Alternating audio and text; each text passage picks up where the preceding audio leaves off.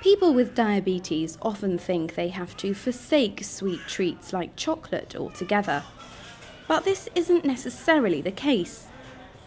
A host of events are going on around Portsmouth to mark World Diabetes Day today and to try to dispel the myths around the condition. And in Copnor, a chocolate shop owner is putting on a coffee morning with a twist. He set himself the challenge of making mouth-watering chocolates with no sugar in them. We try and support any good causes.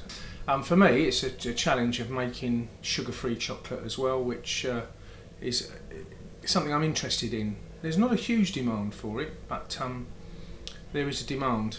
And sugar in general, I think refined sugar is probably the enemy in general, and anything we can do to reduce that is a good thing. Obviously, people tomorrow can come in. Hopefully, it'll be bustling. We tend to have quite a busy time when we're doing the coffee mornings.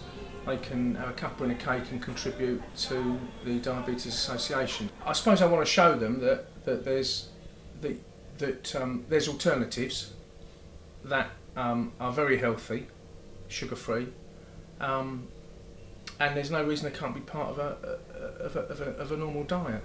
Michael will use a natural plant-based sugar substitute called stevia to sweeten the chocolates. You can get a granulated stevia which behaves as sugar would if you were to add it to chocolate, so it makes life easier. You can also get liquid form and drops. It is a natural plant extract. I believe it's widely used around the world. Not so much over here, but it's becoming more popular. I've been into some of the supermarkets and seen it on the shelves now, which is good.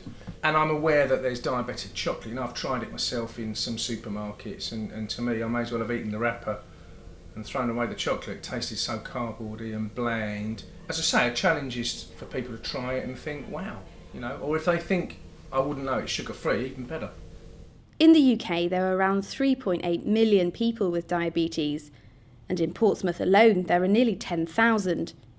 Christine Edwards from Clanfield was diagnosed with type 2 diabetes 15 years ago.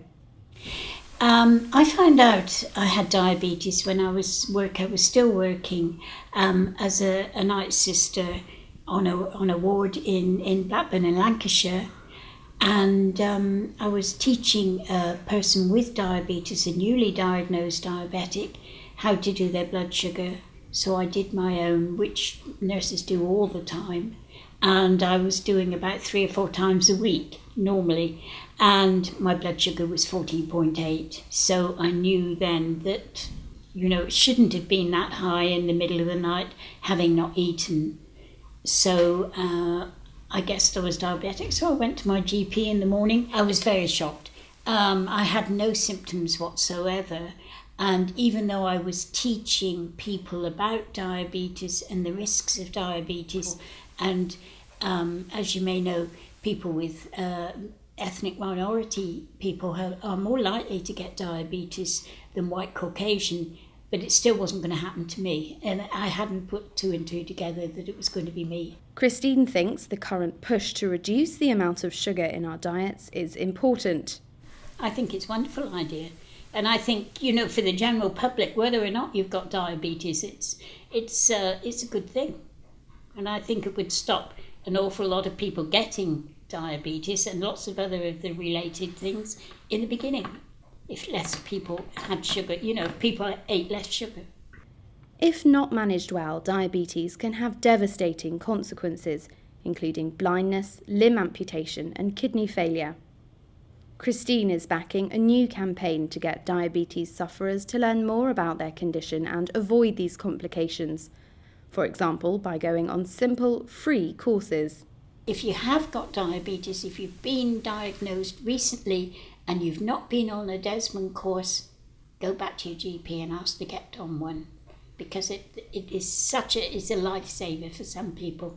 And we are now doing, in Portsmouth, we're doing top-up courses for people with type 2 diabetes who've had it for many years and have never been on a course. Diabetes costs the NHS nearly £10 billion a year, 80% of which is spent on managing avoidable complications. By empowering sufferers with the knowledge to manage their condition, the long-term cost to the NHS can be reduced, and people with diabetes can live more fulfilling lives. Charlotte Briere-Edney, that's Solent.